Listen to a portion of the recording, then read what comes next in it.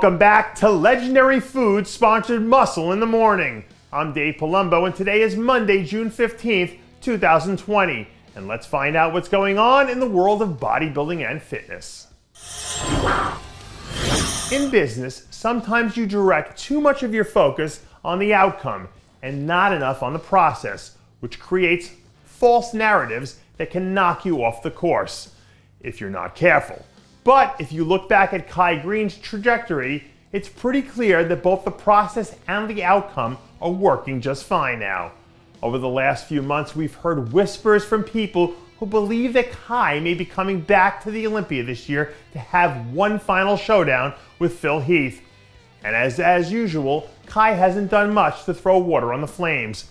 But when you consider how careful and how calculated Kai's been in making his decisions throughout his career, my guess would be that he won't be jumping into anything unless it has a clear understanding of what the process actually is.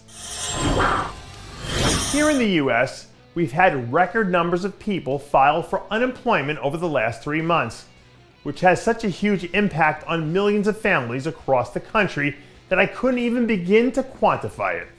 But even with all the craziness going on with the job market and the economy, well, guys like Dusty Hanshaw just keep finding ways to forge ahead. Throughout his entire career, no matter what the obstacles are or how much of an uphill battle something might have been, Dusty has just kept working, which is one of the reasons why he's been such a very big fan favorite. The guy puts his hard hat on every single day and goes to work, no questions asked. And the fact that he's still performing at such a high level at this stage of his career is a testament to what those fundamental principles of work can do for you.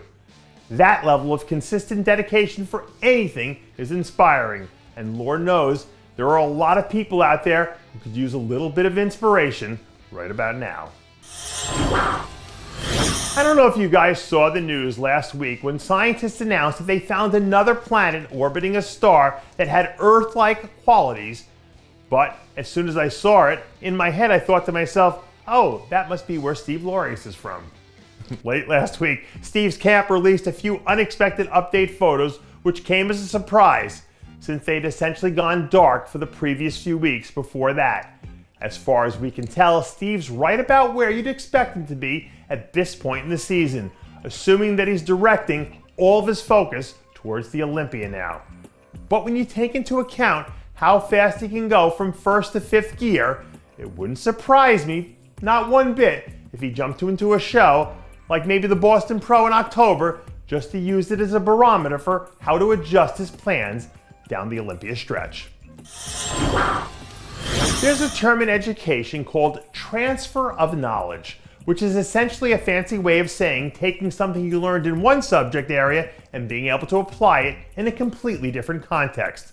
And according to educational researchers, being able to demonstrate transfer of knowledge is an indicator of what they call deep learning.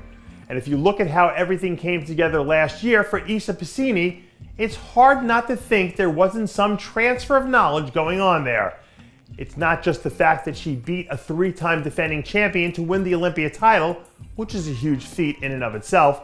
It's also that she came back even better 3 months later and crushed the field again at the Bikini International. Success at this level doesn't happen by accident. So if she takes what she learned from these last 2 experiences and reapplies it again in December, well, I don't think there's anyone in the field who can stop her. And that does it for yet another edition of Muscle in the Morning. I'm Dave Palumbo, reminding you to always be true to your passions, and make sure to follow us on Facebook, Twitter, and Instagram.